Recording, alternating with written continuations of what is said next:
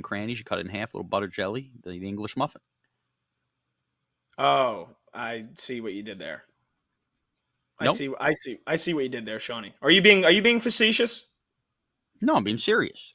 That's has some staying power. We've had that here. Okay. Thomas makes it. But yes, I would agree with you. They don't have better food there. They don't. They Yeah. just simply don't. Okay. It's not even Well, debatable. maybe they don't have better bets than us, so I'm going to give you an NBA Finals play tonight for Game 2. Ooh.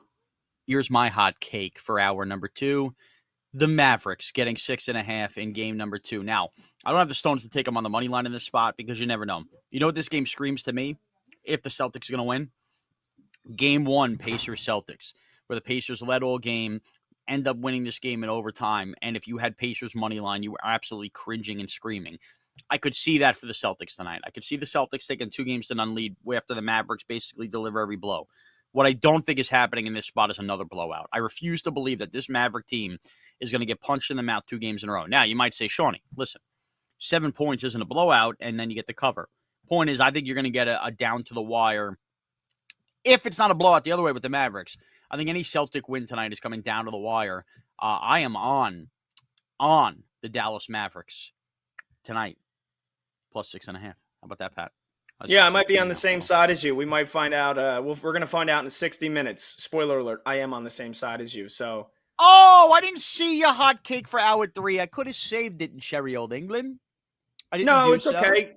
No, that's okay because I don't like when segments. I don't like when 2 guys give out the same bet and they're basically just hyping each other and slurping each other and then you got we're basically like all in on Dallas plus 6.5. Just the fact that if we would have did that in the same segment alone, I feel like we would almost mush them to not cover. So I like the fact that you're doing it now. I will also say that I hate this spot where I think many out there listening, if you feel this way about gambling, I think you're wrong and you're stupid and you're a poo-poo face. But, if you like the Mavs so much, take them on the money line. And you're right, a plus 220, it's a juicy money line play. Maybe I will sprinkle. But, betting lines and spreads exist for a reason. You're allowed to still like the underdog plus points in sports in this day and age. I feel like everybody gets all over anybody. Oh, you like them covered? Just take them on the money line. Well, what if I don't like them to flat out win the game? What if I'm trying to protect myself, cover myself? So that's why 6.5 is the play for me today, Pat. You know what I'm talking about? People get all revved up about that. I can't stand that. Well, I mean, it's one thing if it's like 3.5, because then if you think, all right, unless it comes down to the final possession or, the final 30 seconds, then I can see how people would say that 6.5, as much as there's, blowout potential in every single NBA game, there was, I mean, look at the Western Conference Finals. How many of those games for the Mavs and the T-Wolves finished inside of 5 points? So there you go. You get one of those tonight. Maybe Dallas doesn't hit a big shot late, or maybe Boston, does hit a big shot late, and there you go. You cover and you win your bet, and we move on. And another reason why I like Dallas in this game is, sure, there's the whole game 2 mantra of Boston. They turned into clunkers in games 2 in the first 2 rounds, and they turned into clunker in game 1 against Indiana. I do think there is an emotional high that Boston was riding in game 1. One is, both teams had a layoff, but Boston had even another extra day or 2 layoff, and they're at home. So the crowd, a lot of people that I heard from, and a lot of tweets and just watching and listening to the game, it seemed like that crowd was in a frenzy from the beginning. So I think that played a big factor. I don't think the crowd is going to play as big of a factor in game 2. Second thing, you had the Porzingis return. Having not played for, 38 days. He comes off the bench in the first few minutes of the game, and the crowd, goes even more berserk. They were electrified, and Porzingis just starts hitting every single shot. I mean, he's blocking every single shot that comes his way. I don't think that's happening again in game 2. Porzingis has a, basically video game type first half.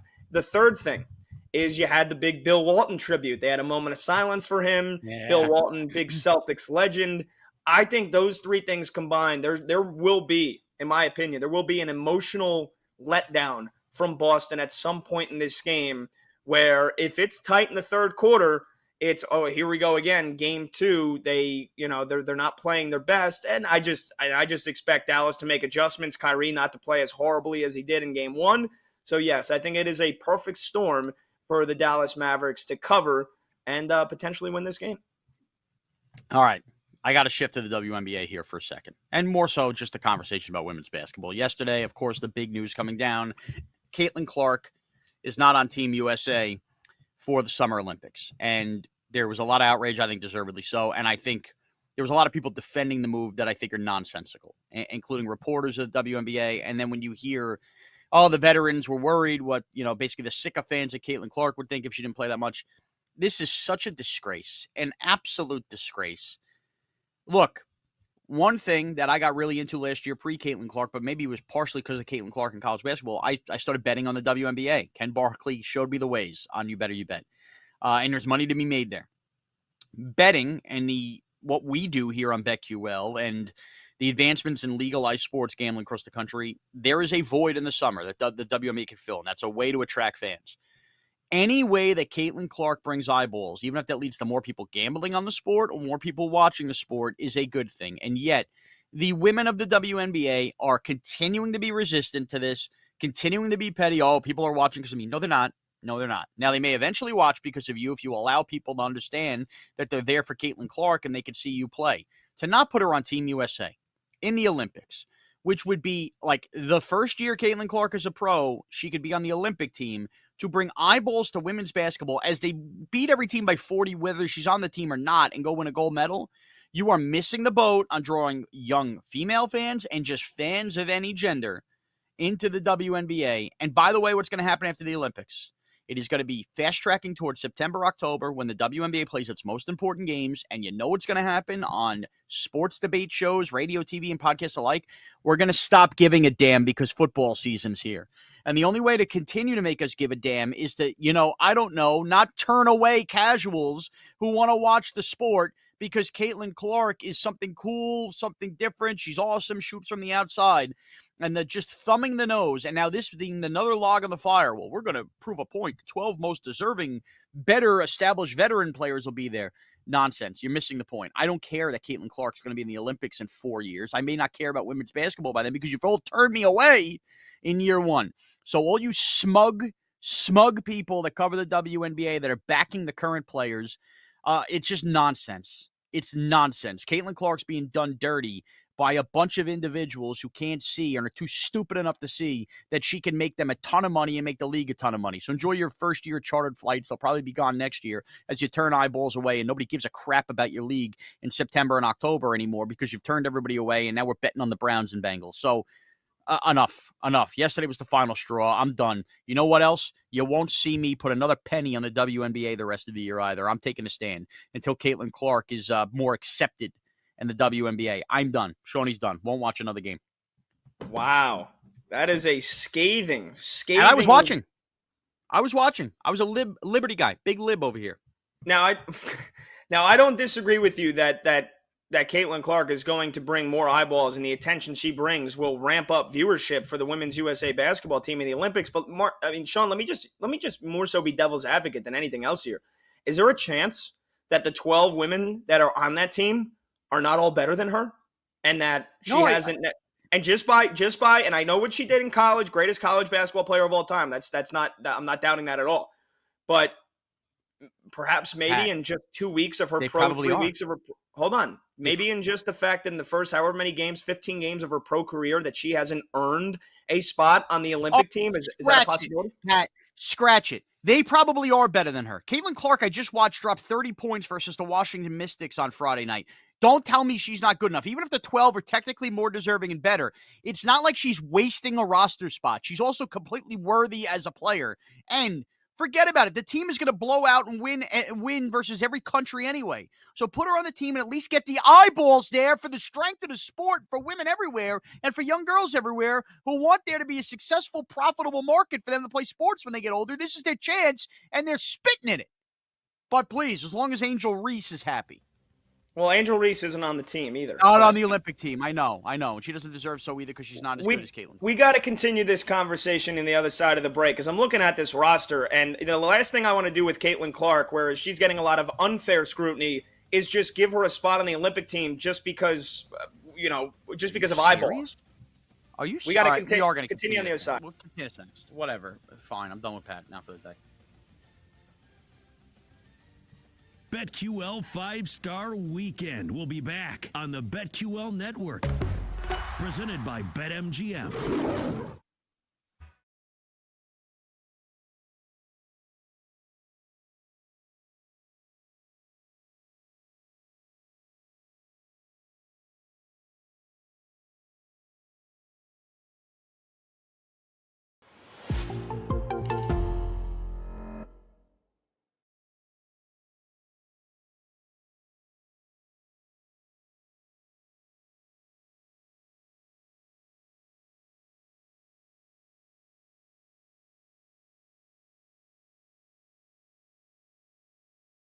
Baseball is winning on the BetQL network with Bet for the Cycle featuring Cody Decker. Cody Decker, former professional baseball player, turned professional smartass on the radio. And handicapper Rob Brown. Couldn't hit a baseball off a high school pitcher. That's why I played soccer. Double plays, props, and parlays. Not only Blue Jays run line here, Cody, I might tease it up to an alternate run line of -2.5. Join the chaos every Saturday from noon to 4 Eastern. Can you explain to me how these are the same odds? Can someone please explain to me how these are the same odds? Exactly what I was I've gonna looked at say. this over and over and over again. On your home for wagertainment, the BetQL network. Presented by BetMGM.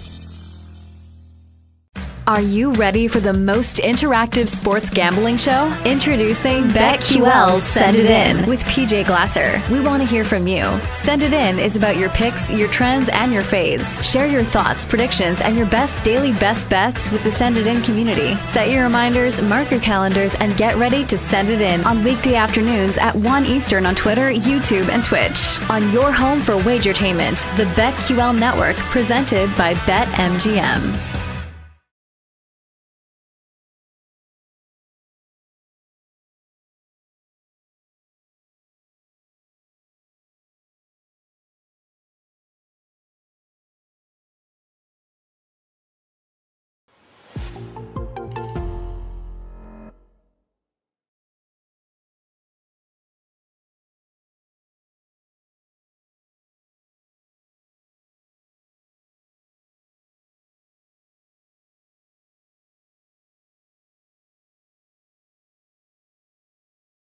Baseball is winning on the BetQL network with Bet for the Cycle featuring Cody Decker. Cody Decker, former professional baseball player, turned professional smartass on the radio. And handicapper Rob Brown. Couldn't hit a baseball off a high school pitcher. That's why I played soccer. Double plays, props, and parlays. Not only Blue Jays run line here, Cody, I might tease it up to an alternate run line of -2.5. Join the chaos every Saturday from noon to 4 Eastern. Can you explain to me how these are the same odds? Can someone please explain to me how these are the same odds? Exactly what I was I've gonna looked at say. this over and over and over again. On your home for wagertainment, the BetQL network. Presented by BetMGM.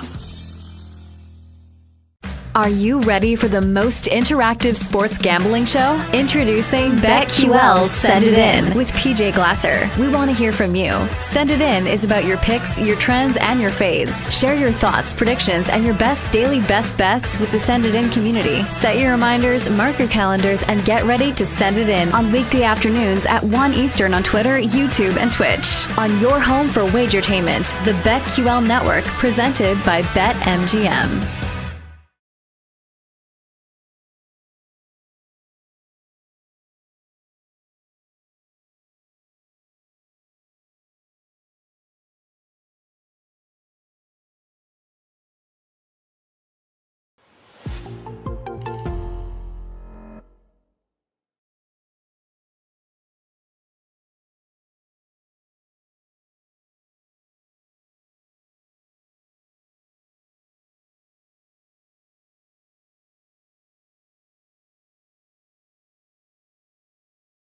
Baseball is winning on the BetQL network with Bet for the Cycle featuring Cody Decker. Cody Decker, former professional baseball player, turned professional smartass on the radio. And handicapper Rob Brown. Couldn't hit a baseball off a high school pitcher. That's why I played soccer. Double plays, props, and parlays. Not only Blue Jays run line here, Cody, I might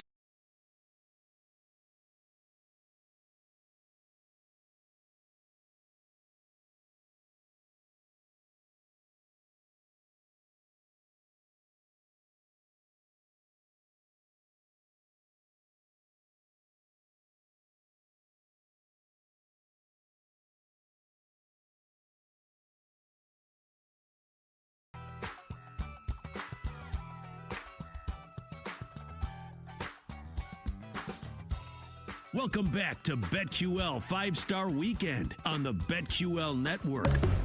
Presented by BetMGM. QL's 5-star weekend, nothing, Mets and Phils. So Philly's already threatening with 2 runners on. As you know, when the Mets aren't playing the Nats, suddenly they look like crap again. All right.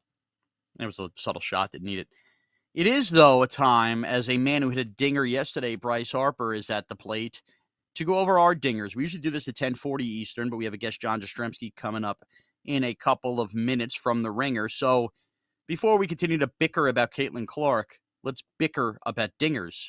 It's time for Dingbat. Who will win? Who will lose? Who will look dumb? It's time for Dingbat with Sean Marash and Pat Boyle on the Bet. All right. You know the name of the game. Me, Pat, Tyler, we're going to pick some home run hitters for you. 3 of each. We're going to draft them, give you the odds, and see if we walk away with a dingbat. Unfortunately, for me and Pat, we haven't worked together in about 16 weeks, so we still haven't had a true loser. Hopefully, this can continue into next week, and we get a true loser. Tyler's going to go last because I'm the best. I'm going to go first, and Pat Boyle's going to go second, and that's the way we're going to do it. Just kidding, Pat. It's time for rock, paper, scissors. Rock, paper. By the way, you can watch us on Twitch, twitch.tv/BetQL. Rock, paper, scissors, says shoot. I got a scissor. You got a paper. I wasn't late. I said you like that. I do. I like a good scissor. And I got it. I used it, and I snipped your paper. All right, here we go. Pick number 1. Gods, Malls. Give me Jose Ramirez at plus 430. Facing Trevor Rogers, giving up a home run each of his last 2 starts. Ramirez, ding ball fest. Give me Ramirez plus 430 today. I got a problem here, and hopefully nobody else was going to pick him here. I'll make him my number 1 pick anyway. I can't find odds on Mr. Rafael Devers. Am I missing something here? He exited the game yesterday. That's why. There you go. Exited yesterday's game after the 7th inning. Won't play Sunday. There you go. That's why there's no odds on Rafael Devers. Because he can't have odds on something that's not going to happen.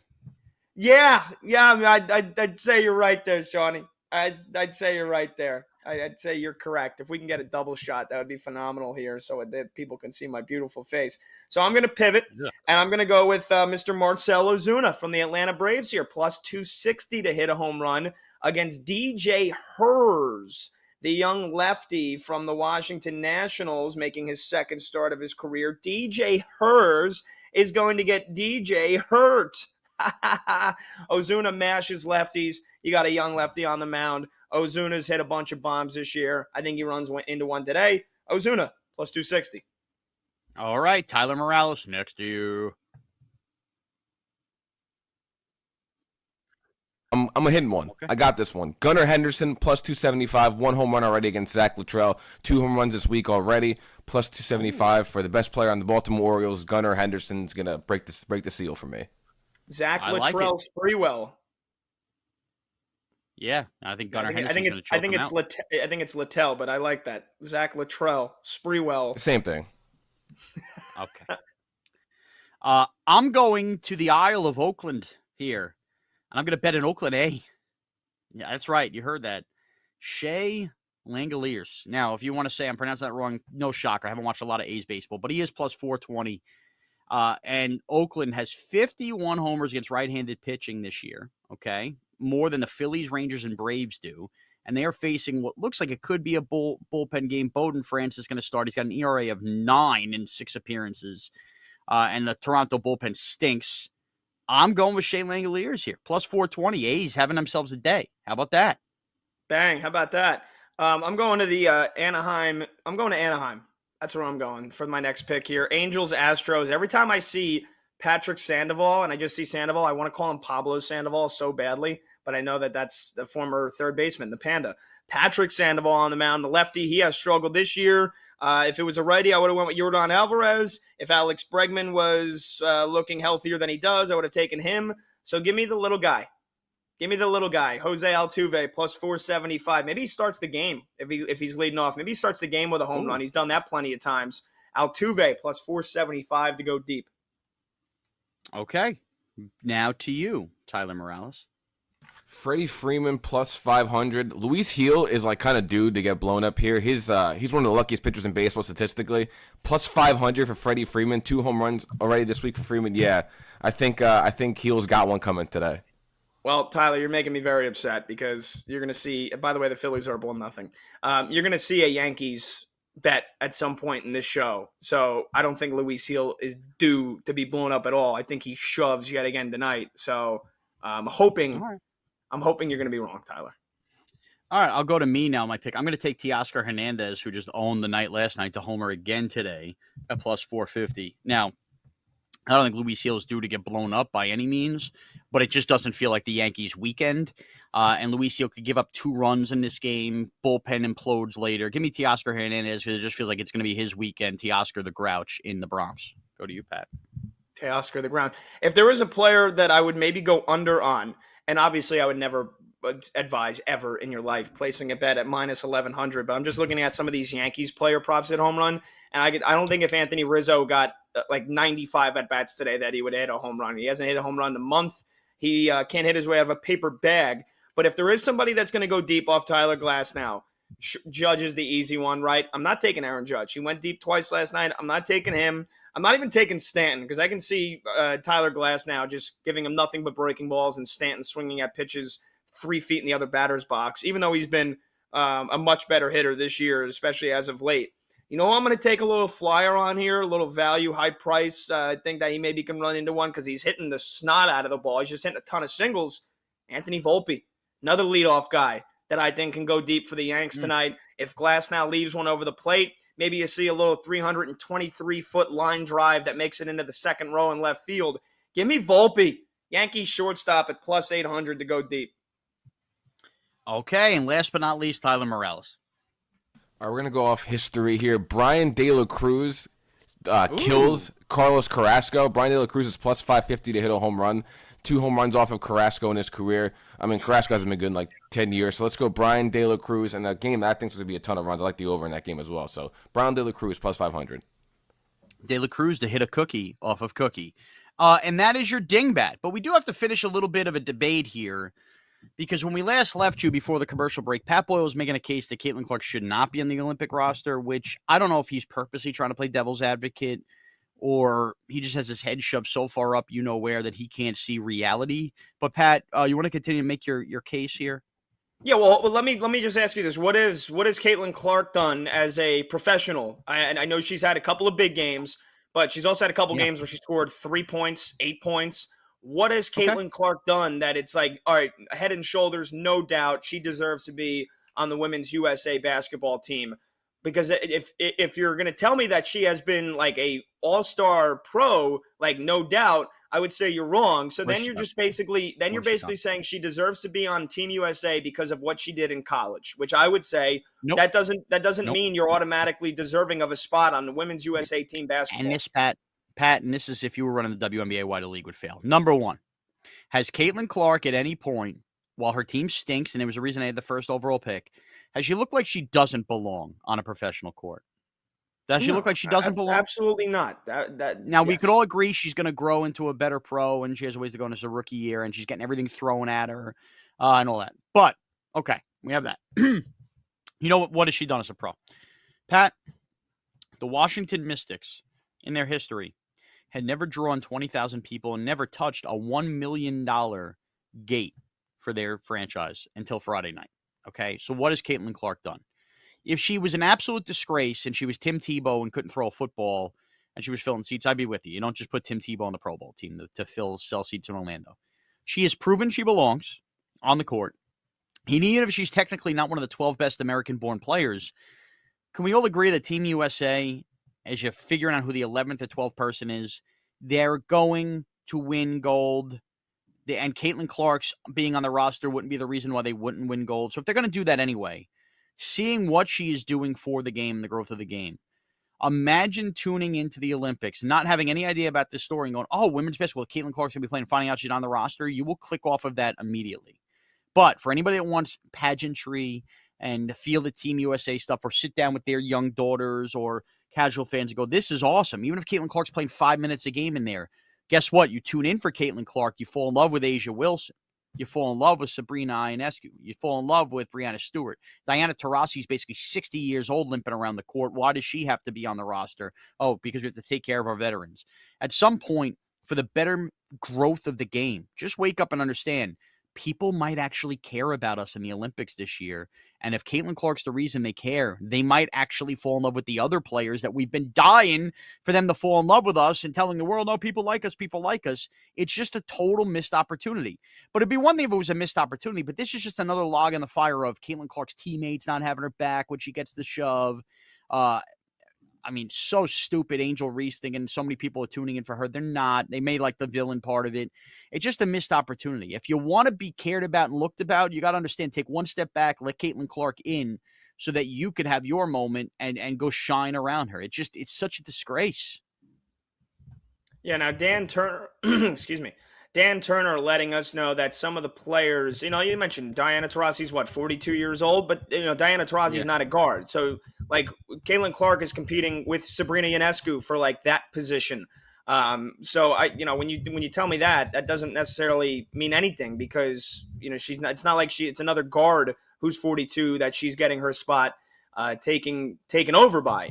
Another one that you guys have mentioned, Chelsea Gray, who is coming off of a broken foot and has not even played this year. And also Brittany Griner hasn't played this year, but mostly Chelsea Gray. Like if Chelsea Gray isn't healthy enough to play and Caitlin Clark makes the team as an alternate, are you going to watch again? I mean, I think I would probably forget this debate and get in, but here's the issue, dude. If I was Caitlin Clark at this point, especially when the report came out yesterday that veterans were concerned with, the minutes thing. If I'm Caitlin Clark, you know what? I'm good.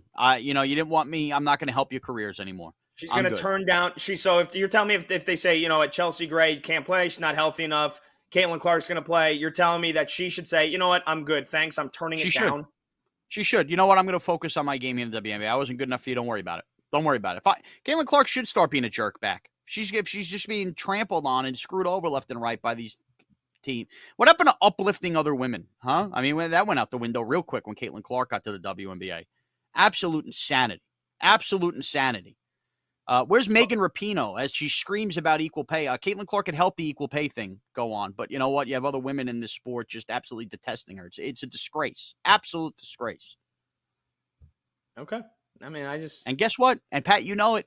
September, when we're, figuring out, do we like the Deshaun Watson over in passing yards? Nobody's going to care that the Dream are playing the Liberty in a playoff game. Nobody's going to care. But you know what? Maybe we'd fall in love with some of these players and give one iota of a crap if there was none of this nonsense going on now at a time that you actually have eyeballs. But that's the WNBA for you. Cry, scream, nobody pays attention to us. Oh, we should have charter flights. Oh, this isn't fair. This isn't fair. Then you get the golden ticket to make it fair, and everybody in the league basically spits in her face. So, what can you do? People don't want to help themselves. They don't want to help themselves. Do we know whose decision it was to leave Caitlin Clark off of Team USA? Who's the coach of the team? I don't have that information. I don't even know who the coach is, and it's collaborative, but the veterans did have a say, including, I'm guessing, Diana Taurasi. And Diana Taurasi, sorry that you were never Caitlin Clark, and you're a great Olympian, great U.S. women's basketball player. Yeah, move over. Is it Gino Auriemma? But that makes the argument, too. If they're going to win no matter what, if they're going to win gold, and you have Diana Taurasi, who's a legend of this game, who, again, we talk about all the roadblocks and all the, not the roadblocks, but all the, points in the road where we had to then grow the game of women's basketball. We're not at the spot we are if not for Diana Taurasi. So she's going to be breaking an all-time international record, participating in her sixth. She's going to be participating in her sixth Olympics. So you're going to say, all right, kick off a legend of the game for Caitlin Clark? No. But do we need Brittany Griner on the team? Why? She hasn't played in the WNBA all year. Because you want to prove something globally, politically by putting Brittany Griner on the team after everything she went through? Come on. There's deeper stuff behind here. Dawn Staley's the head coach. Dawn Staley's the head coach. Yeah, great. Another one. Planes left and right. See? The world was better when I didn't care about the WNBA. Now I care. Now I'm angry. And I was, by the way, rooting against Caitlin Clark in the women's Final Four because I like a good villain story, but it's gone too far. It's gone too far. All right. Now I'm probably ticked off and annoyed plenty of people listening, or maybe some people agreed, and that's great. When we come back, John Jastrzemski hosts the New York podcast for The Ringer, does a lot of gambling. We'll go around some bets. maybe check his temperature on the Juan Soto injury as well, talk a little NBA Finals, and with JJ, it goes a million miles an hour. So he will join us next. John Jastrzemski chopping it up. It's BetQL's 5-Star Weekend.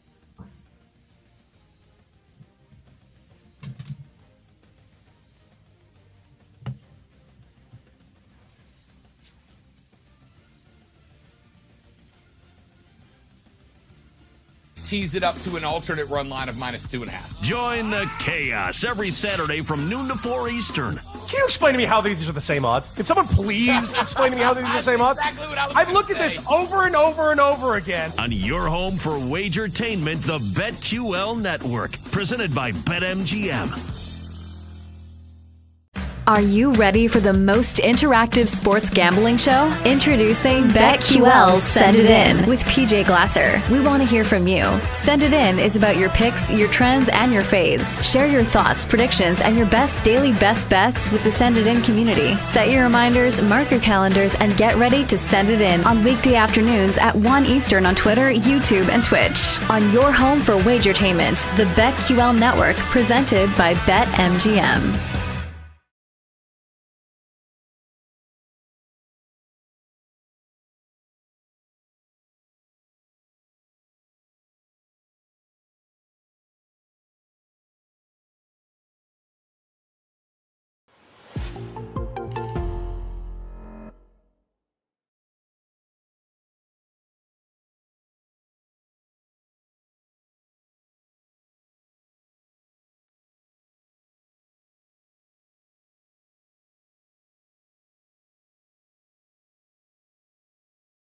Baseball is winning on the BetQL Network with Bet for the Cycle featuring Cody Decker Cody Decker, former professional baseball player, turned professional smartass on the radio. and handicapper Rob Brown. Couldn't hit a baseball off a high school pitcher. That's why I played soccer. Double plays, props, and parlays. Not only Blue Jays run line here, Cody, I might tease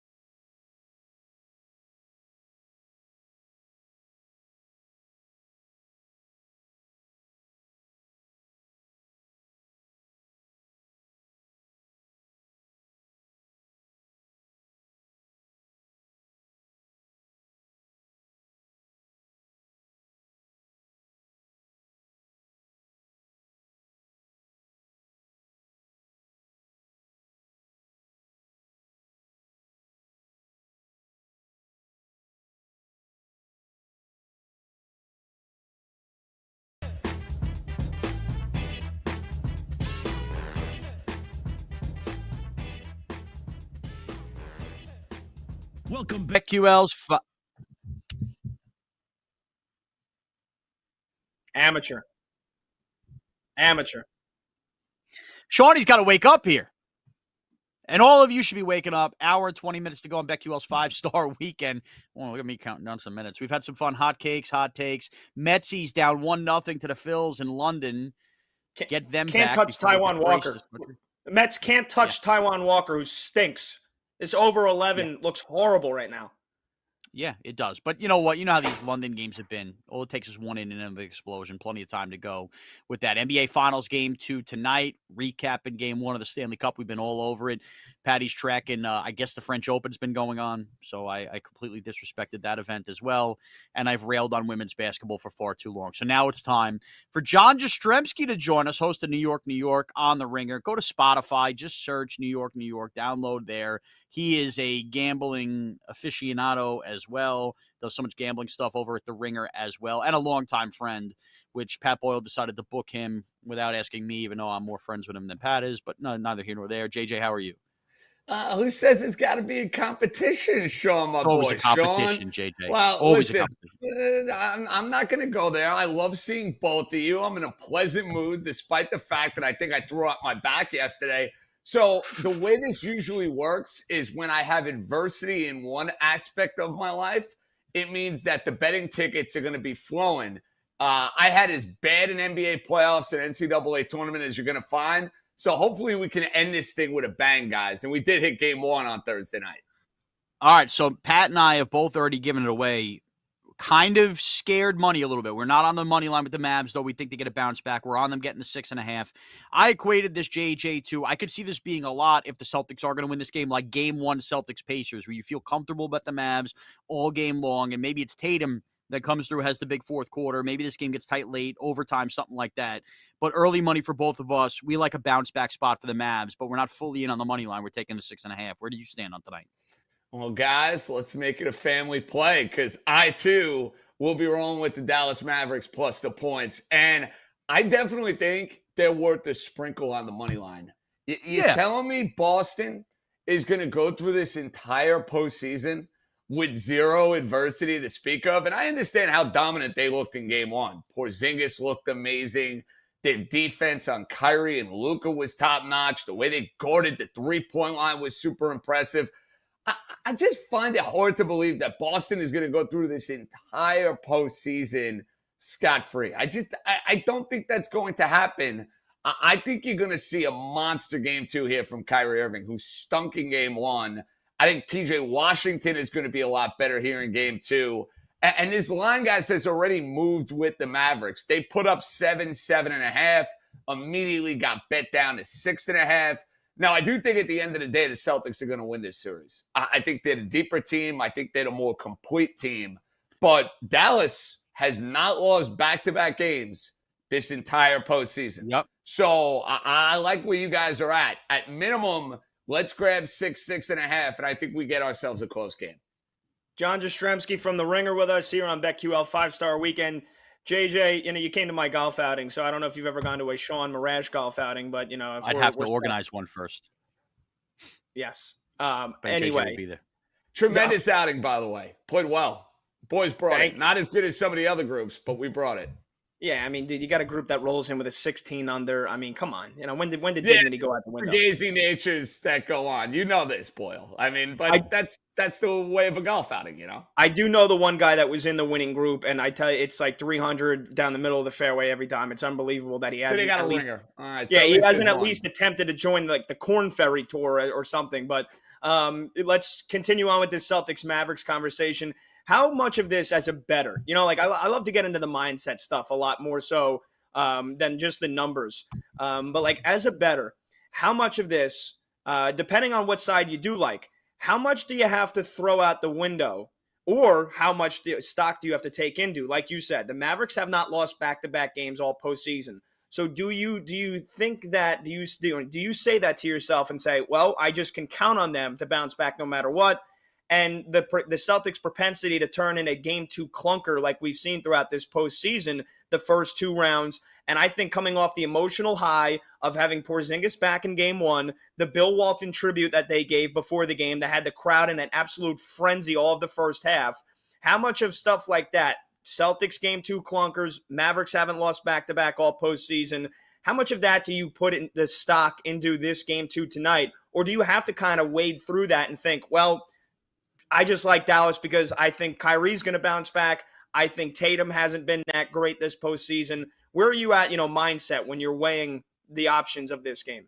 It's a good question. I lean more so towards the first aspect that you're talking about. Dallas has been very resilient, and I do put a lot of stock in that. I think we saw it in every single one of these series where they have a loss, they're able to respond immediately. Not as much Minnesota because they were up 3-0. They lost game 4. What they do, they go on the road and they win game 5. But in Oklahoma City and in the Clippers series, that was most certainly the case. The other thing, guys, that I think we got to take into account here, Porzingis was so good in game 1. Like, he was so amazing. He comes off the bench. Yeah. He's grabbing rebounds, protecting the rim. He's breaking guys down off the dribble. I mean, he was as good as you could have hoped for him to be. Now you got 2 days, a little bit of a lag. The idea of getting back in rhythm, I wonder if we're not going to get the same Porzingis here. And I know a lot of people are going to look at his props and they're going to be all over the overs. I know his MVP odds for the series, guys, the odds have dropped like to an insane level. Like, you missed the boat. Don't bet Porzingis down to win MVP. You get it at a terrible, terrible number. But I think when you look at all of these aspects, better Kyrie, to your point, Dallas, resilient. Boston, not just this year, Pat, the last couple of years in these game 2s, they have stunk up the joint. I mean, they did it last year. If you look at the Philly series, you look at some of the other, they have not been a great home team in the last 2 or 3 years in the postseason. I mean, they lost to Atlanta in one of the games. Miami beat them a bunch. I think Dallas is live tonight. I do. Yeah, and on that, you had mentioned in your first answer about Kyrie Irving, JJ, and look, obviously it pains me to watch Kyrie Irving succeed in any way, shape, or form, but he's got to have a bounce back. One of the early props I like, look, it's not the greatest juice in the world, but it is for me. Kyrie plus 130 to score 25 or more points is my prop I like out of the Mavs side tonight. Thoughts on that, A, and B, is there a player prop you're all in on tonight? Yeah, listen, I'm going to keep it square as well, Marash, when it comes to Dallas's best player. I have no problem with Kyrie going for 25-plus points. If Dallas is going to win this game, to me, you could go and parlay Luka 30-plus points. Yeah.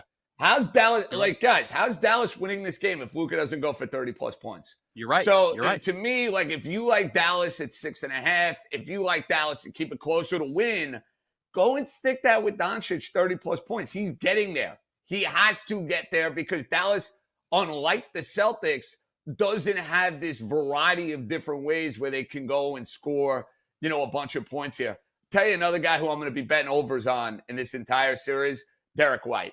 I bet him 3 threes, game 1, took care of it.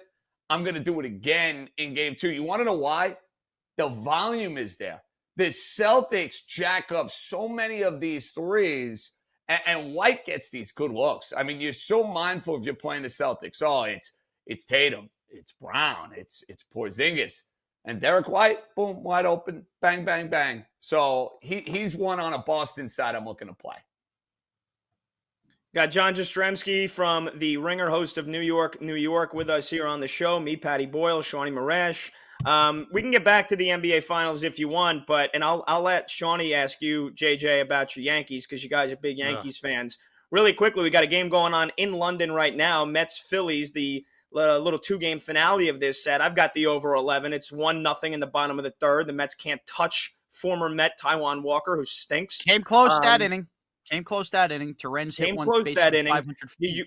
Do you have anything maybe live for the folks that are maybe not in the East Coast that are just waking up here, that are looking to maybe get in on this early Sunday morning baseball action? Anything live you'd be looking to place in this game? And then moving forward, we can look at this for both teams. The Philadelphia Phillies, are they legit? Are they as legit as they've looked? Is this a team that if you wanted to maybe dip into the futures market, you think can win the NL pennant?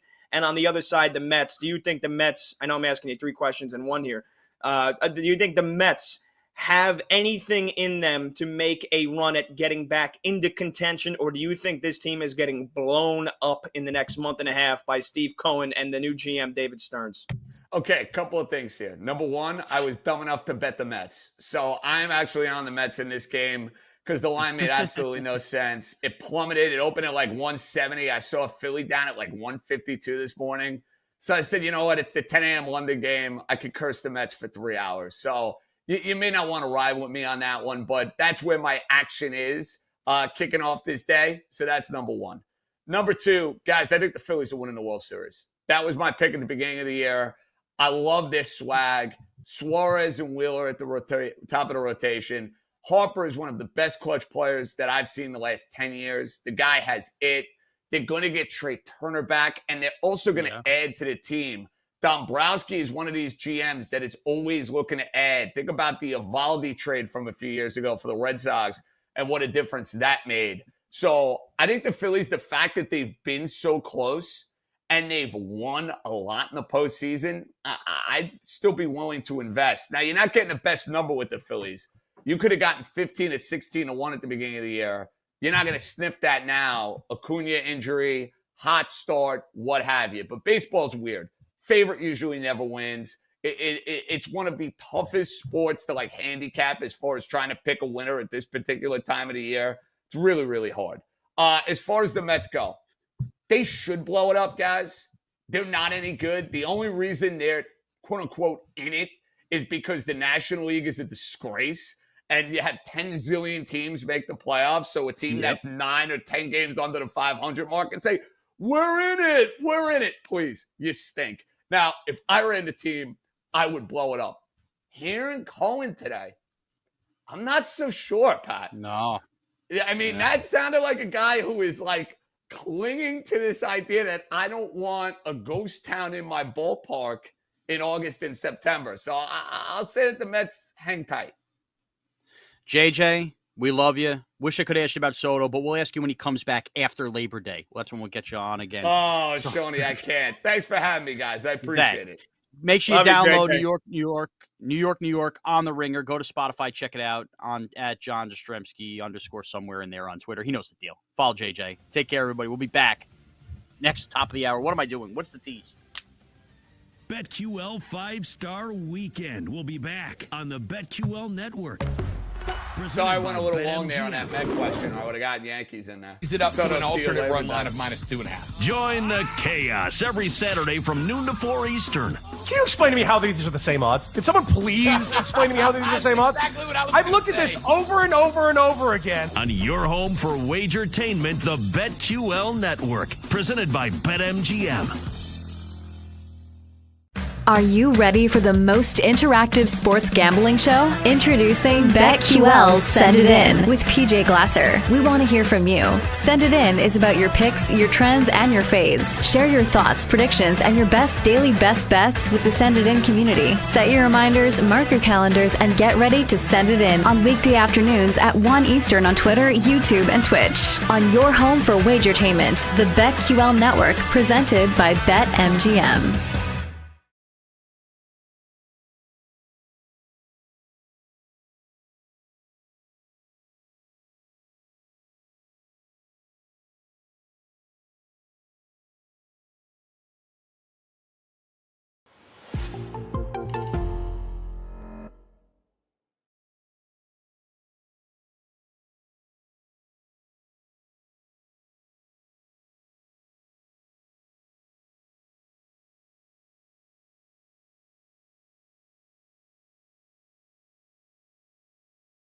Baseball is winning on the BetQL Network with Bet for the Cycle featuring Cody Decker. Cody Decker, former professional baseball player, turned professional smartass on the radio. And handicapper Rob Brown. Couldn't hit a baseball off a high school pitcher. That's why I played soccer. Double plays, props, and parlays. Not only Blue Jays run line here, Cody, I might tease it up to an alternate run line of -2.5. Join the chaos every Saturday from noon to 4 Eastern.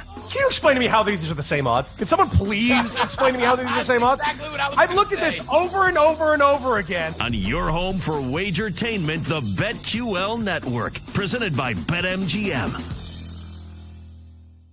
Are you ready for the most interactive sports gambling show? Introducing BetQL's Send It In with PJ Glasser. We want to hear from you. Send It In is about your picks, your trends, and your fades. Share your thoughts, predictions, and your best daily best bets with the Send It In community. Set your reminders, mark your calendars, and get ready to send it in on weekday afternoons at 1 Eastern on Twitter, YouTube, and Twitch. On your home for Wagertainment, the BetQL Network, presented by BetMGM.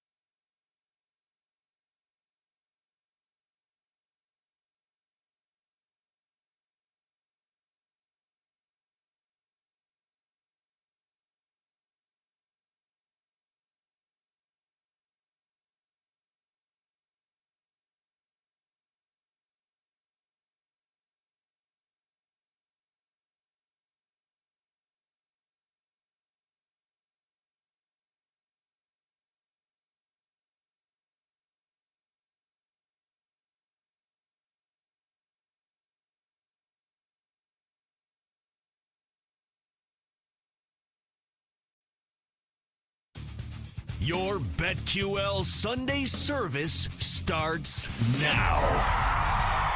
With Sean Marash. I will punch you in your stupid face, and I hate the Knicks. I hate their fans. And Pat Boyle. That's probably why I'm not a GM in the NFL, but if I was, I would probably take a huge swing on Michael Penix. Turning your faith into fortune. Few things in the gambling world I can't wait to bet more than the Jets under right now. While serving up hot cakes and hot takes. If Chet Holmgren was on that team, he's probably putting up better numbers than Wemby. It's BetQL 5-Star Weekend, presented by BetMGM. Buddy, giddy up, giddy up, giddy up. It's 5-Star Weekend presented by BetMGM. Sean Morash, Pat Boyle here with you. In 20 minutes, we do GTFO or Oh Yeah, which is personally my favorite part of the week since, you know what, nothing's happening in the bedroom when I get home anyway. And of course, we get, that was a joke, everybody laugh. No, okay, I'm talking too fast.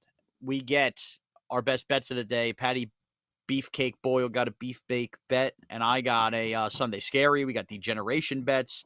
All of that to come. But first, we start with hot takes and hot takes. But you know what? Yeah, let's start with hot takes and hot takes. Good morning, people. Boy, do I need some hot takes and hot cakes. Pat Boyle and Sean Marash, give it to them. Yes. Very uncoordinated. I must say, as the quarterback of this show today, I've been very uncoordinated, and I apologize to you for that. I haven't felt great all day, but that's neither here nor there. All right. We didn't get to ask JJ this, but I'm making it my hot take or hot cake. The Yankees are losers of 2 games in a row without Juan Soto versus the Dodgers. They will be Sunday Night Baseball tonight up against the NBA Finals as they try to not get swept here by the Dodgers in their own building. Juan Soto was not in the lineup last night after the Yankees basically fed us a bag of lies, it felt like, on Friday when they said, it's day to day. We don't foresee an IL stint. Suddenly Aaron Boone came in yesterday and basically didn't deny that the IL is possible. The Yankees, if you follow them closely, you've bet on them, plenty player props, have done such oddball injury, ways of handling it. Aaron Judge didn't hit the IL right away last year with his toe and then missed basically 2.5 months. Anthony Rizzo, they continued to allow him to play with a concussion, even though everybody saw he got rung up and he was terrible for months before they finally realized, concussion shut him down. The Yankees have lost the benefit of the doubt with injury. So Juan Soto has inflammation on his forearm. MRIs, I guess imaging came back cleaner than inflammation, but where I come from, usually inflammation is around an area that you can't see until the inflammation goes down.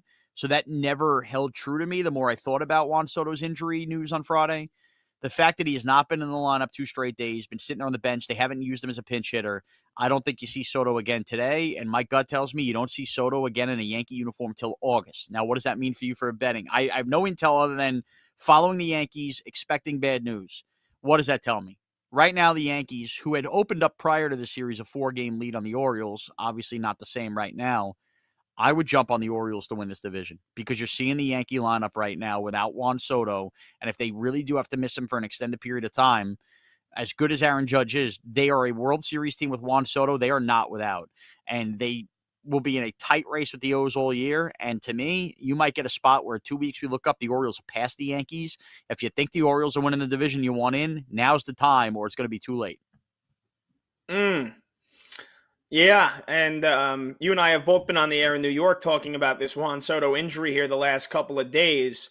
And they did the same thing with their young stud Jason Dominguez last year, who's going to be returning in maybe just a week's time. So maybe he can fill the void, any void left by Juan Soto, which is maybe the only blessing in disguise, but not too much of a blessing when last year they had the same kind of verbiage, like you said, with Aaron Judge, same kind of verbiage with Jason Dominguez, downplay the injury. Oh, he might not miss much time at all. And like you said, a total turnaround just 24 hours later, Aaron Boone says, oh, well, it's not, it is possible IL, but, maybe just at least a couple of days here. And like you said, and then maybe we're talking about, yes, he is going to hit the IL. He's out for 3 weeks, 4 weeks.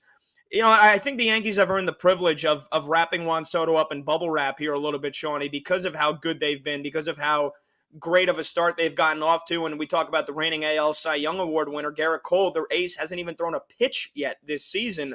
And the starting rotation hasn't missed a beat. It's allowed for the emergence of Luis Gil, who's in line to start the freaking All-Star game right now. He's going tonight.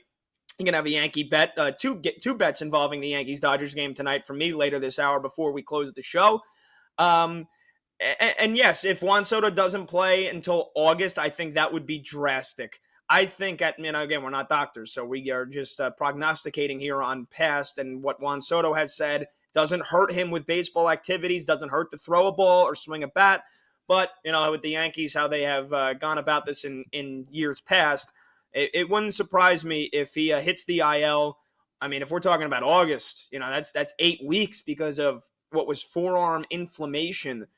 That would be really, really, I wouldn't say disastrous, but that would put a big dent in their ability to win the AL East and their ability to have the best record in the American League, so that you're talking about home field advantage throughout the AL pennant run, which has been huge. Like, the Yankees need that. I think they need a Game 6, a Game 7. They need a Game 7 at home if they're in the ALCS, if they're going up against the Orioles, or God forbid the Astros all of a sudden come back to life and make a run here. The Yankees, without Juan Soto, they're not the same team. Of course, that goes without saying. But I think that they can withstand a couple of weeks without him. But, obviously we were just talking about the conversation in New York just a week ago was, man, what the hell can even stand in this team's way? Well, there you go. You have it now. Yeah, and I think it will stand in their way, unfortunately. Now, doesn't mean they can't cause damage in October, but if Getting out of that wild card round and having maybe home field advantage would be so important to this Yankee team, and they're not going to do that if they miss Juan Soto for an extended period and the Orioles leap them. So they don't have the benefit of that huge division lead. All right, you got an NBA play for us, finals, game 2. What do you got?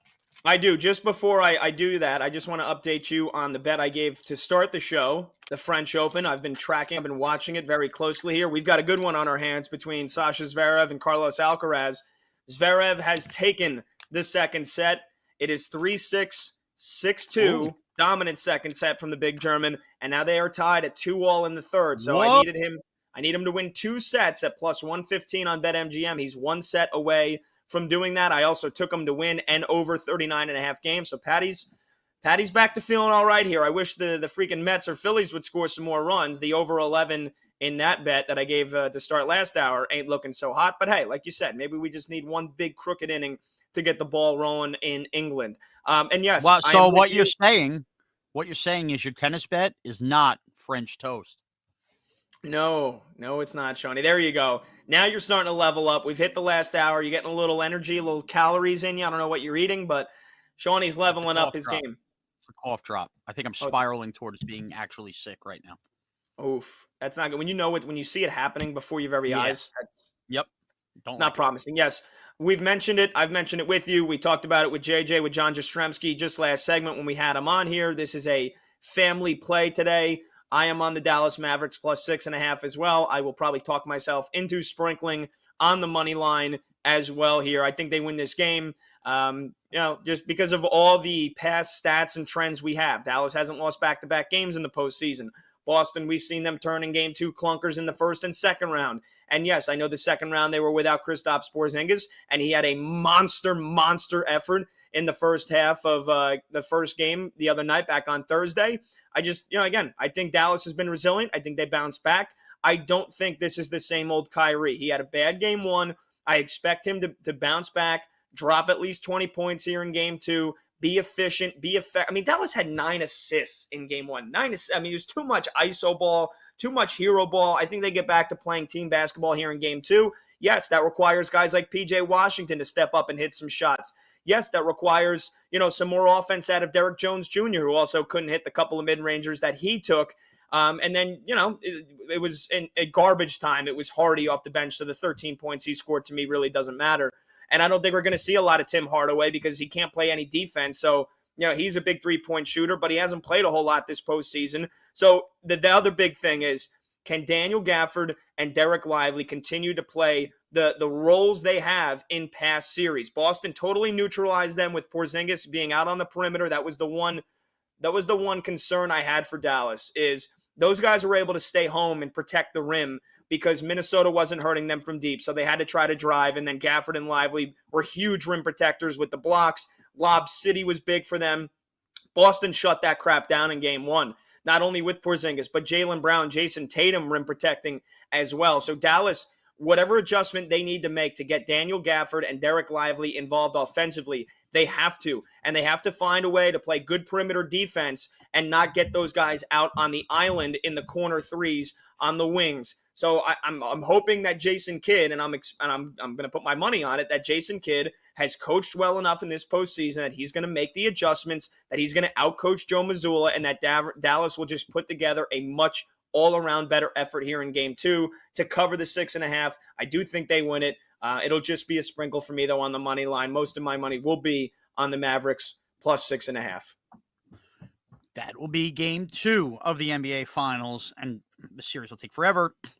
If it's a Celtics sweep, we will be on next Sunday to recap that. If not, we will still have NBA action ahead. I have noticed one inherent problem with this London baseball as we do this for the 3rd time, and I'm reminded of this. It's one of those things I forget. You can form some kind of soccer stadium to fit baseball for 2 days, and that can't be easy. I'm sure those workers did an incredible job putting everything together. Can I get visual of some seats behind home plate? They got this 10-foot high wall behind home plate. You got fans all along the lines that you could see down the line. When I watch a baseball game, I find that I know old Olympic Stadium in Montreal used to be like this. There was a higher wall at Shea. Like, that's old school. I don't know, man. The way cozier ballparks have happened, I like seeing the fans right behind home plate. I can't stand it. I'm looking at a wall. It makes the game so much more boring. We did the COVID no fan thing. I can't look at it. I agree. It's just an unpleasant visual when it's just a high. Yes.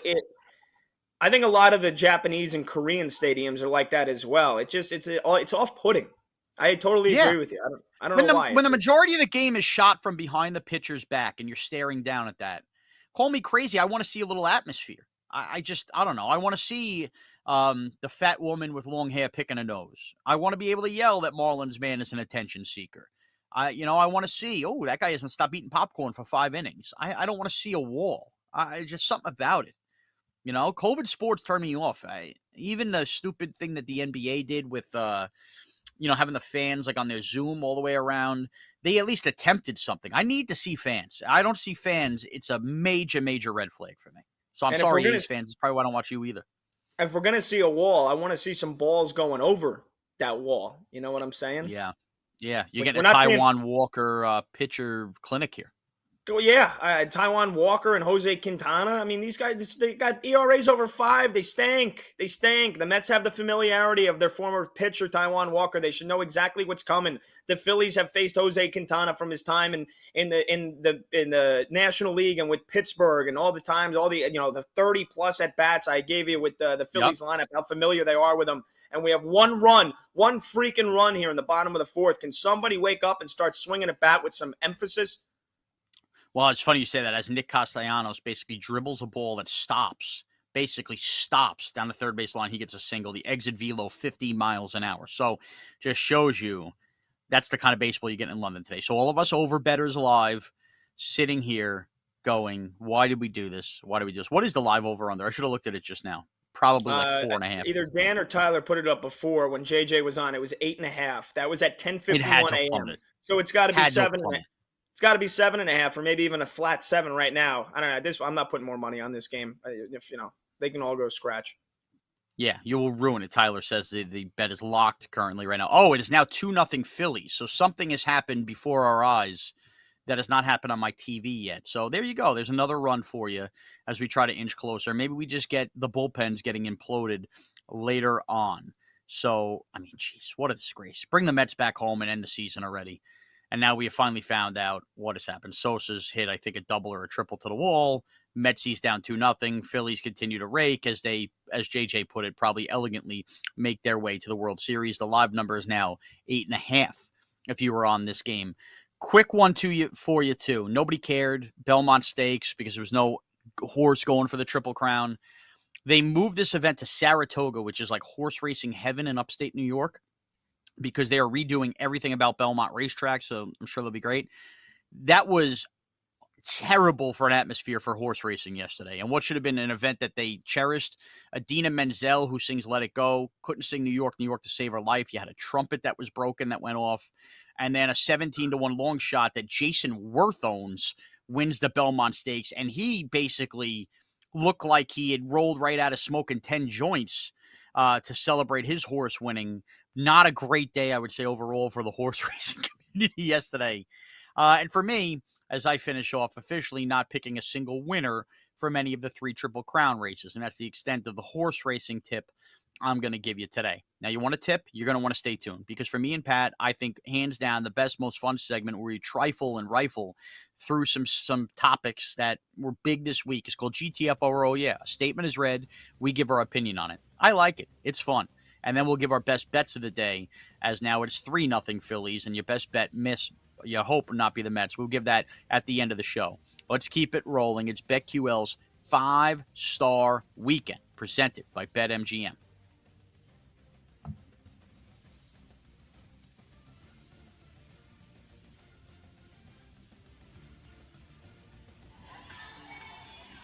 BetQL 5-Star Weekend will be back on the BetQL Network. Presented by BetMGM.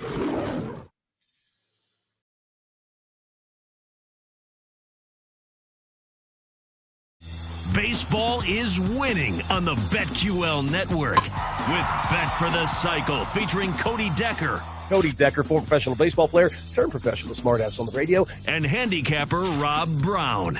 Couldn't hit a baseball off a high school pitcher. That's why I played soccer. Double plays, props, and parlays. Not only Blue Jays run line here, Cody, I might tease it up to an alternate run line of -2.5. Join the chaos every Saturday from noon to 4 Eastern. Can you explain to me how these are the same odds? Can someone please explain to me how these are the same odds? Exactly what I was I've gonna looked at say. this over and over and over again. On your home for wagertainment, the BetQL Network, presented by BetMGM. Are you ready for the most interactive sports gambling show? Introducing BetQL Send It In with PJ Glasser. We want to hear from you. Send It In is about your picks, your trends, and your fades. Share your thoughts, predictions, and your best daily best bets with the Send It In community. Set your reminders, mark your calendars, and get ready to send it in on weekday afternoons at 1 Eastern on Twitter, YouTube, and Twitch. On your home for wagertainment, the BetQL Network, presented by BetMGM.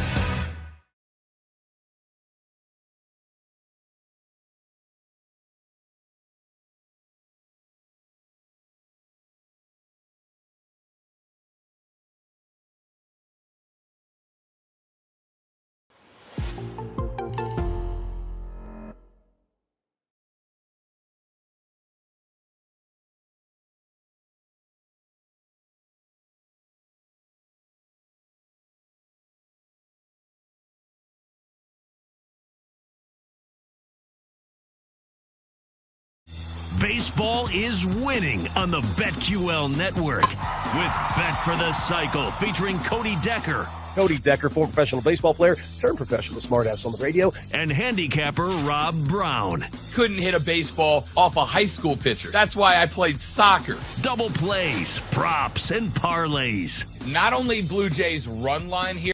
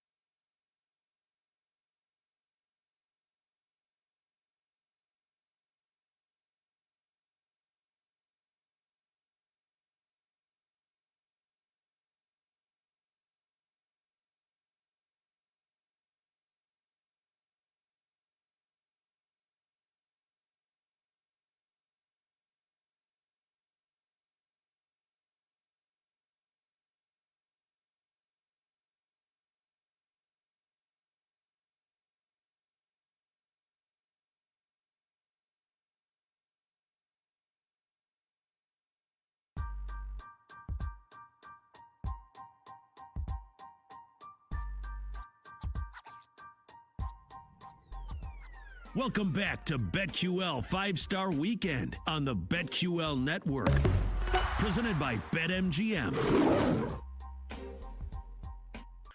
It is BetQL's 5-star weekend. Mets getting their doors kicked in by the Phillies. No surprise there. Down in London, Game 2, NBA Finals tonight. You can check us out, Odyssey Rewind, podcastable as well. I am Sean Morash. He's Pat Boyle. All right. We love this time of the year. Or time of the week. Going to go through some statements. It's a GTFO or oh yeah. Have a little discussion. That's what we do, Patty Boyle. That's what we do. Oh my God, Taco Bell's got a Cheez-It stuffed in a Crunchwrap Supreme. They're not a sponsor, so I don't want to carry on more, but looks great. All right, here we go. GTFO or oh yeah. Now time for GTFO or oh yeah. Is it one Cheez-It? I don't understand. So the way you're aware of the Crunchwrap Supreme and the work that it's done in this country.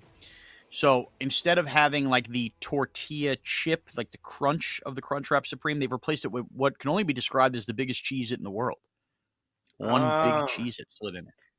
I love my Cheez-Its. Sign me up, by the way. Sign me up. I love my Cheez-Its and I love my Taco Bell. So there you go. That's, point, end of discussion. Judge, jury, executioner, thank you, please. Dan Turner saying it's delicious. He's already had it. Wow. All right, I'm going to start with the first GTFO or oh yeah, Pat Boyle. GTFO or oh yeah, if you could only pick one to exist in this country for the rest of time, Taco Bell or the Liberty Bell? Taco Bell. Yeah, I don't know. I don't know how to answer that question. You said GTFO or oh yeah, and then you made me pick one. Oh yeah. How about this? You only had to pick one the rest of your life: Taco Bell or Chick-fil-A. Oh, don't make me do that. I'm don't making make you. me do that. Chick-fil-A. Wow, no way. Yeah. But I would rather not do that. I'd rather not do that at all. Yeah. Oh, I think I'm going Taco Bell because you know what? If Chick-fil-A gets eliminated, I can still go Popeyes, which is just as good in my opinion. I mean, again, I don't want to. You never know who's going to throw their money at a radio program, so I don't want to besmirch anybody's name. But Chick-fil-A, man. Chick-fil-A, I'd give up certain things for Chick-fil-A for the rest of my life. Okay, before we move on to GTFO or oh yeah, we have a massive point in this game. Bases juiced for the Phillies here with 2 outs, and we've got the catcher JT Realmuto up at bat, and the Mets have already pulled Jose Quintana. So we have reached the Mets bullpen here, which is really, really good for our betting prospects. If you have the over like myself here, can JT come through with a big base hit? I was going to go for another acronym. I couldn't think of one. Yeah. No, here it is. Will JT's bat be real or will it be mutoed? See, there you go. You really have leveled up here in the final hour of the show. Thank you. This is what I do. So GTFO or oh yeah, JT Realmuto will get a hit here. Oh yeah. I go GTFO, not getting a hit here. All right, we'll continue to update it, but let's go. Come on, we teased it. We got to do it. It's GTFO or oh yeah time. The Yankees should be worried about Soto's injury. I'll start with you, Pat. GTFO or oh yeah? GTFO. Yeah, I think we kind of laid this out before.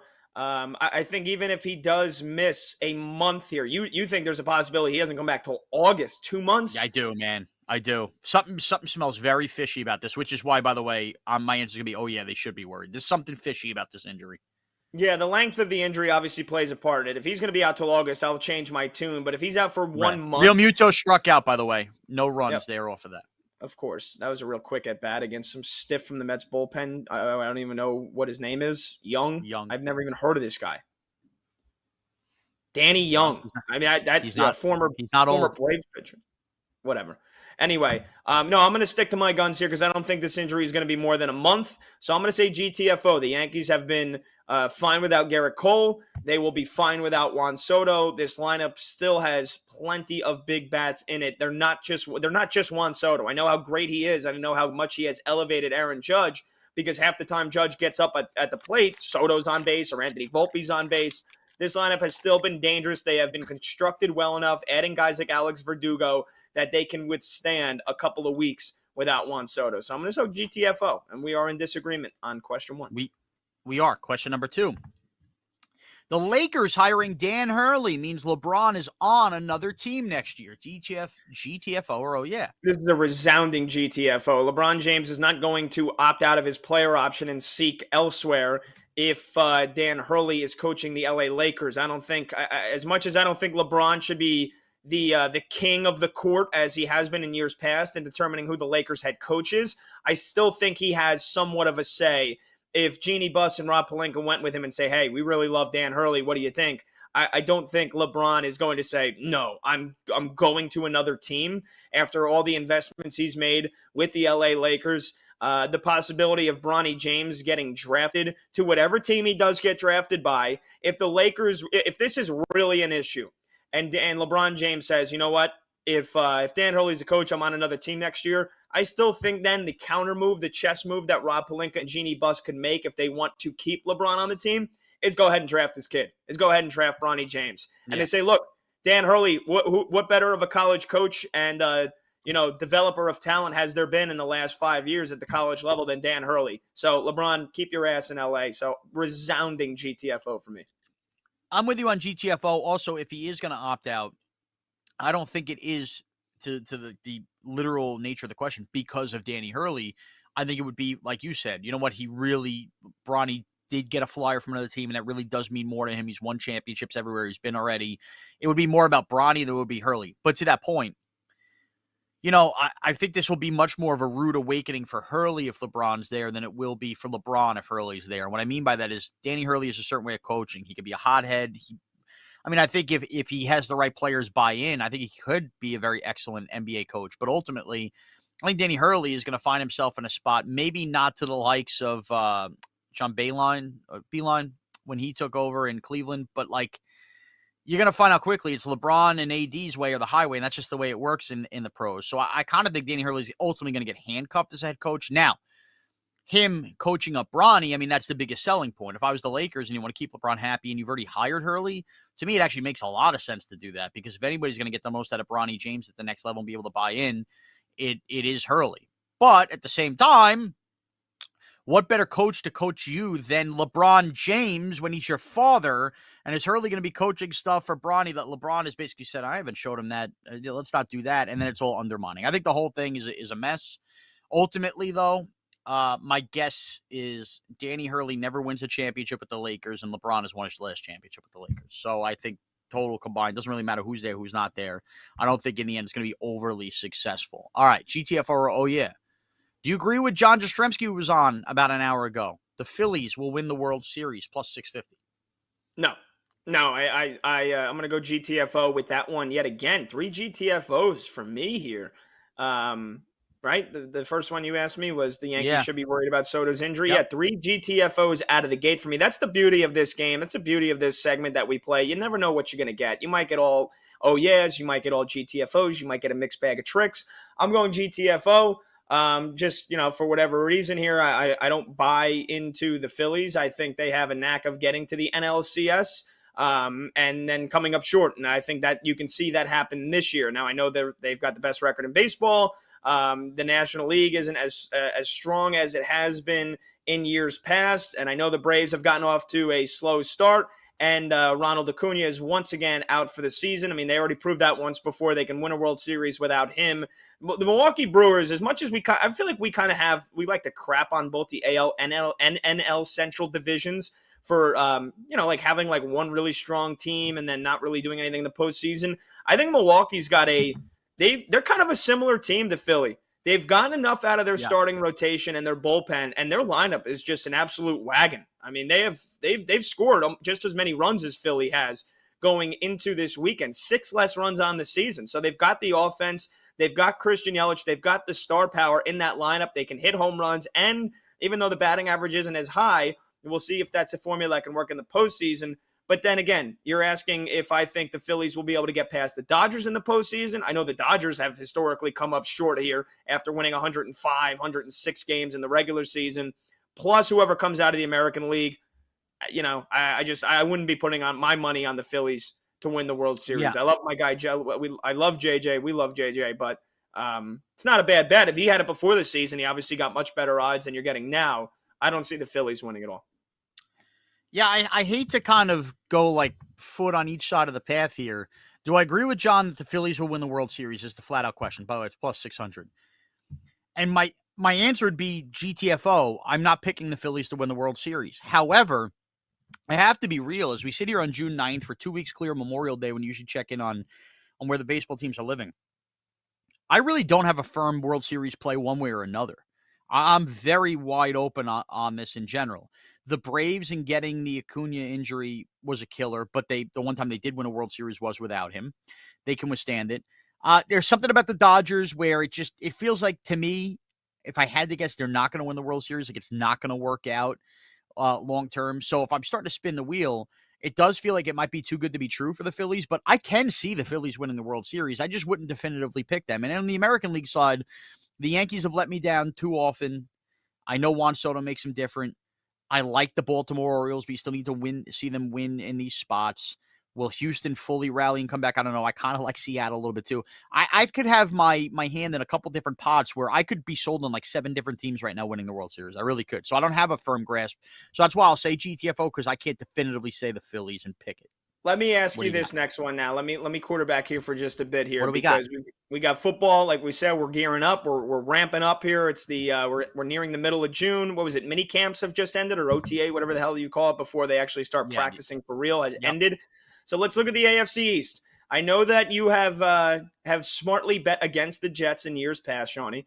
Buffalo, the offseason that they had, not promising. They still do have the great Josh Allen, though. Who's going to win the AFC East? Miami Dolphins, plus 175 to beat out Buffalo, to beat out a resurgent New York Jets team if Aaron Rodgers stays healthy.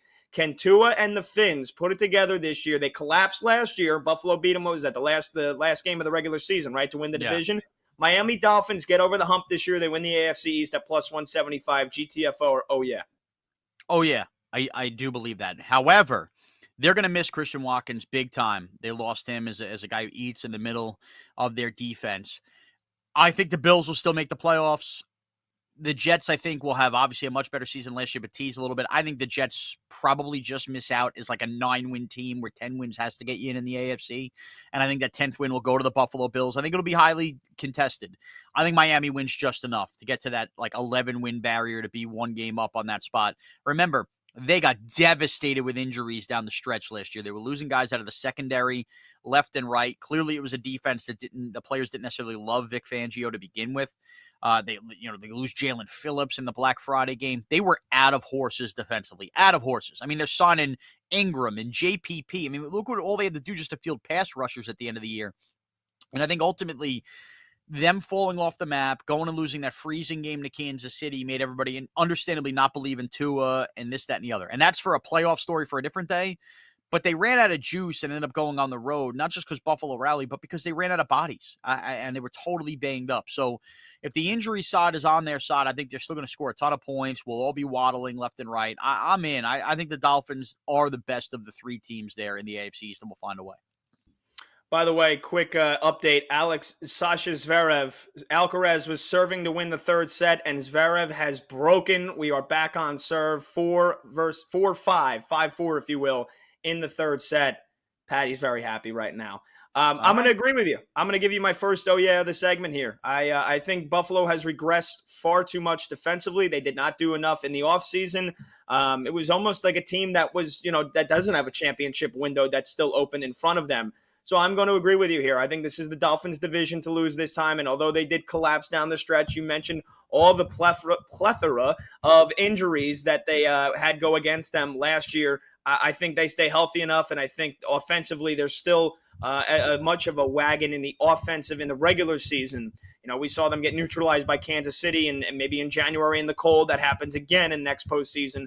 But I think they are still very, very good enough. The return of Jalen Phillips, the return of Bradley Chubb. I think this team is just too deep to let another division go by the wayside. I'm going to agree with you. All right, GTFO or oh yeah, this is the last one I'm going to give you. Jaylen Brown will win Finals MVP plus 265. GTFO, just because I think Dallas can come back and win this series here. And it would go to Luka Doncic, who wins his first Finals MVP, wins his first championship. And even then, I know he won the Eastern Conference Finals MVP. That was a big discussion point here on BetQL Network. If he could win it over Jason Tatum, I know a lot of people maybe think that if the Celtics win, Tatum automatically wins it. I don't think that's the case either. But Porzingis, if Porzingis plays like he did, you could have Porzingis win the Finals MVP. You could have Drew Holiday win the Finals MVP for his defensive performance. Plus, he's given them enough offensively. I could see 4 guys from Boston winning the Finals MVP. I don't think it's just Tatum or Brown. So. But I think Dallas wins it, so I think Luka wins it. So I'm going to go GTFO. I'd be boss stunned if Jaylen Brown won Finals MVP. GTFO. All right, we come back. Our best bets of the day. I'm going to give you a parlay. Patty's got a beef bet.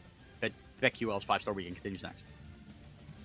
BetQL 5-star weekend will be back on the BetQL network. Presented by BetMGM.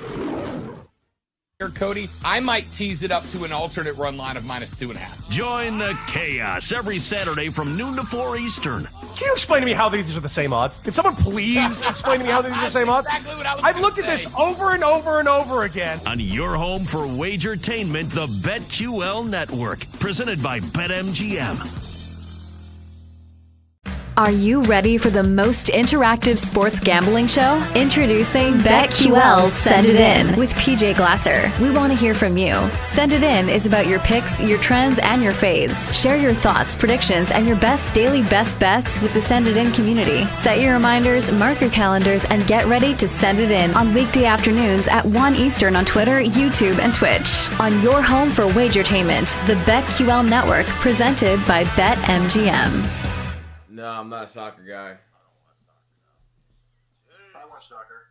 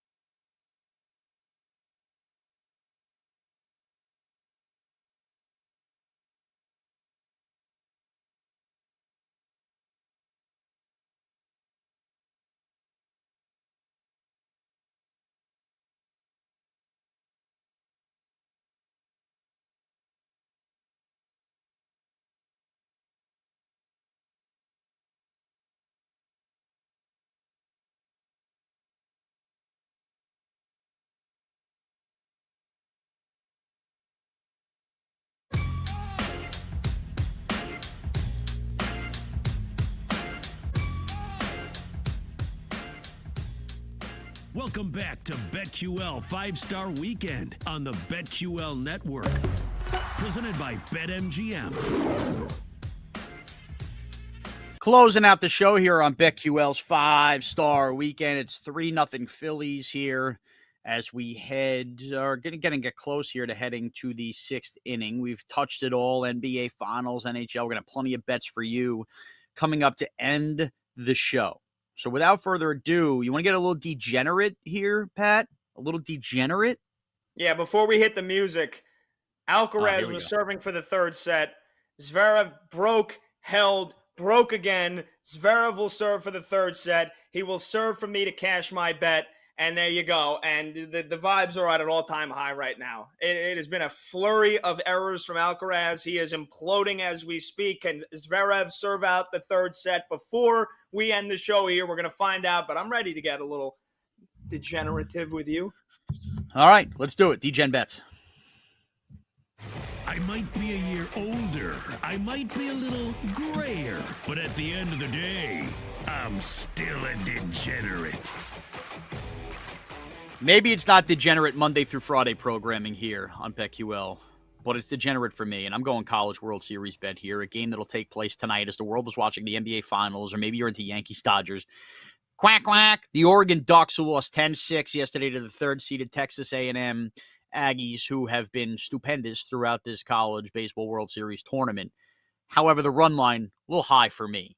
10-6 the game yesterday. Oregon, who had taken care of the Gauchos over the past week, are getting 3.5 runs. So this isn't like a typical Major League Baseball run line if you bet in college baseball. Look out for the numbers. A spread of 3.5 runs that Texas A&M is laying. I think Oregon has a little bounce back in them. I don't think they're going to get pushed around. Again, lose by 4 runs yesterday. My college baseball people tell me, quack it up with the Ducks on the run line, plus 3.5. That's my DGen bet. Pat Boyle to you. All right, yeah. Not necessarily maybe as much as a DGen bet as normal, but for the sake of the show, sure. I'm going to go against Tyler Glasnow here, in that I don't think he gets 8 strikeouts. So give me Tyler Glasnow under 7.5 Ks, and the line on that at BetMGM is minus 135. A little bit of juice you got to drink, but look, he's actually gone over this number in 5 out of his last 6, even going back before that, 8 out of his last 9 starts. He's gone over 7.5 Ks. So you're thinking, Pat, what are you doing here? Recency bias not in your favor. That's okay. Even without Juan Soto in the lineup, this Yankees offense, and look, Glasnow still might pitch pretty well here. I'm not saying that he's going to get, his nips lit up in this one, but he throws a lot of pitches, man. A lot of counts to get those strikeouts, a lot of deep counts to get those strikeouts. So, I could see a world where he gets to 6 or 7, but he's at 100 pitches after 6 innings and he's out of the ball game here. So I think just the Yankees will make him throw enough pitches that even if he does get 6, or even if you get hooked with the 7, if you like his over, I still think the amount of pitches he's going to have to throw tonight to get through this Yankees lineup is ultimately going to cost him. So Glasnow under 7.5 Ks is the play that I'm on. So I think betting an under on strikeouts by a pitcher is classified as DGen, but it is worth noting, as I think Kenny's the one that's pointed it out on our staff in our little chat here. You're giving us flat out tennis set bets, but yet the baseball bet of the day is your DGen bet, and which is the beauty of Pat Boyle on BetQL. What's up is down, what's left is right, what's down is up. It's all over the place. So DGen bets are normal bets for certain people, and normal bets for Pat are DGen bets for a lot of people. And again, Glasnow under K is not exactly a T20 cricket bet, but nonetheless, we'll take it. Now, without further ado, you dug yourself a hole. I know I have. It's time to dig out. I got a Sunday Scary parlay for you. The weekend is almost over, but there's still time to place just one more bet. Don't panic. There's still time to win it all back. It's time for the Sunday Scaries. All right, let's get frightened. I'm going to give you 5 legs, 15-1, plus 15-24 to be exact. I'm going to start in the NBA Finals tonight. I'm taking Luka to score 30 or more points tonight because I am a believer in the Mavs keeping this close. So I will take Luka. Well, as I'm giving this, Pat, what happened? You Sheradev didn't finish it off? You shaking your head with your little unbuttoned Italian tee? What's going on?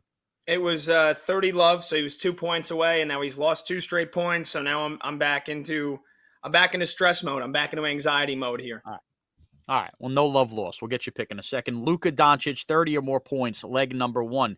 Leg number 2, I'm not going all in on Porzingis being unbelievable tonight, but he's still not going to be totally silent. I will take Kristaps to score 15 or more points tonight. 15 or more points. I'm not going to go as high as 20. So Luka 30 or more, Porzingis 15 or more. Now we move it over to the baseball. Cubs, Imanaga on the mound. Frankie Montas on the mound. Reds and Cubs. I'm taking the under. A little low-scoring baseball game. Reds can struggle at times to score runs. Under 9 runs, Cubs and Reds. That game starts at 1:40 p.m. Eastern. I'm going to take an over. Cookie Carrasco. Tyler alluded to this a little bit early on. Taking on the Miami Marlins. I think you get runs aplenty down in Miami today. Over 8.5 runs, Guardians and Marlins. Remember, I gave away Jose Ramirez earlier to homer in that game as well. And I'll close it out with Sunday Night Baseball.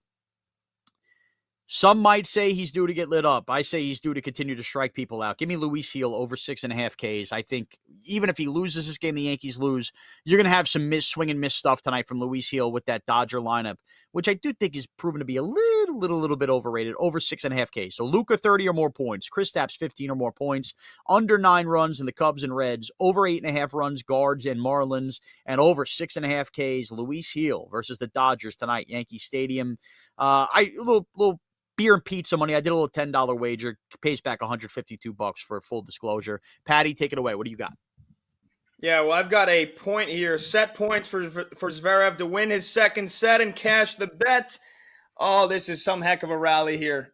And that ball is going to stay in as well. Don't mind me doing a little live play-by-play here for you for just another 3 seconds. And this point's still going. This is an absolute heck of a point here. And I told you before the show, Patty was going to open up the wallet on this match, and he lost the point. So now it's at deuce, which Sean has taken plenty of today. So while you ain't kidding, while we wait possibly another minute and a half for Zverev to hopefully win this third set, I'm angry at the Yankees being underdogs at home tonight. You know, again, I don't know if it's because Juan Soto's not playing, and all of a sudden the sports books think the Yankees can't win a game at home, can't avoid a sweep. So I'm angry. And I'm about to make a bet. I got some beef. Against the Dodgers. Boyle's beef bet. Double Patty. Boyle's beef bet of the week. I'm angry. I'm ready. I need to bet. It's Pat Boyle's beef bet of the week on the bet. Yeah, when I saw it this morning, Yankees plus 105 on the money line at home. Luis Gil has been scintillating. He's been untouchable. And I know it was a Tyler before he gave out a home run bet for the Dodgers on Freddie Freeman. And he said that Luis Gil has been one of the luckiest pitchers, I guess, according to StatCast. Throw your sabermetrics out the window, wipe your tush with them, and throw them in the toilet. The Yankees are going to win this game. I don't think they're getting swept by the Dodgers. I know the offense has been a little bit quiet here. Through the first 2 games. I mean, it took both teams to the 11th inning to actually score some runs on Friday night. But I think Glasnow is more so due for regression than Luis Gil is, and I just don't think the Yanks are going to get swept at home. So Wait, Pat, before you continue, I just have to ask, if not Glasnow, then when? That's a good one, Shawnee. The puns have been firing. They have been on fire here, and the vibes were high. The vibes might be shot down here. It's now break point for Alcaraz. This is the intensity is ramping up in this match. So why don't I give the floor back to you here as we finish up the show in the next 3 or 4 minutes. But yes, Yankees money line plus 105 is my beef bet of the week. Okay, as Pat just sweats this out. The Mets have a runner on. Pete Alonso is up. So as they try to salvage anything, as Taijuan Walker has looked like Nolan Ryan in his prime. And this will be it for basically London baseball until we find out the next year's baseball schedule, which will somehow come out before the NBA and NHL schedules here because baseball never knows how to figure that one out. Again, NBA Finals. So we're both on the Mavs tonight. In summation, if you weren't here first hour of the show in it tonight, they are getting 6.5 points. Patty and I both like him. We had John Jastrzemski earlier in the show. He likes him as well. It is worth sprinkling on the money line tonight, whatever it ends up being, plus 220, however it is. But remember, and I think JJ had said this early on, tying Luka to score 30 points if you're a believer in the Mavs, because that's the only path there for the Mavs, unless Kyrie just has an unbelievable evening and carries them home. I do like Kyrie, by the way, at plus money to score 25 or more points. Pat Boyle, you hit your forehead. What happened with the tennis? Zverev has another set point. So hopefully in the next 2 minutes here, he can wrap this up and I can stuff my wallet a little bit fatter and get Patty. There's no right way to say this. I'm tripping over words now. I'm sweating this bet out. I was going to say Patty's daddy, which just sounds not right at all. My father, we got Father's Day a week away. He, there's one thing. My dad's an everyman kind of guy. He's blue collar kind of guy, but he likes his cologne. So he has kind of hinted at Tom Ford cologne, which is like about as expensive. Very expensive. Yeah, very expensive. I'll tell you what, I win this bet. Bobby Boyle's got a bottle of Tom Ford coming his way. Really? And how old is your father? 65. 65. So, good 30-year run going in him. I bet you that bottle lasts him 30 years. I mean, cologne. Every time I buy cologne, I use it, I feel like a million times, and I still have the same bottles for the last 10 years. That is a good thing. Yeah, it's a good investment. I think we got him Tom Ford for Christmas 2022, so it's lasting him about a year and a half. So wow, so he really goes through the cologne. Big time. Yeah, I mean, a couple sprays every morning. And a guy likes to smell good. I can't blame him. I do have to say, for a fat guy, I am shocked that Bartolo Colon never came out with cologne because that felt like a winning marketing routine. The cologne for larger men. Spray it under your moves and in your armpits. It's cologne's cologne. I think that would work well. No? Okay. Zverev, he wins it. Patty wins his bet. Right. Zverev wins the third set. Let's go. Let's go. All right. Thank you to Dan. Thank you to Kenny. Thank you to Tyler. What would you call? But yes, thank you, Tyler Morales, Dan Turner, Kenny Gunnar Henderson. Sorry to cut you off.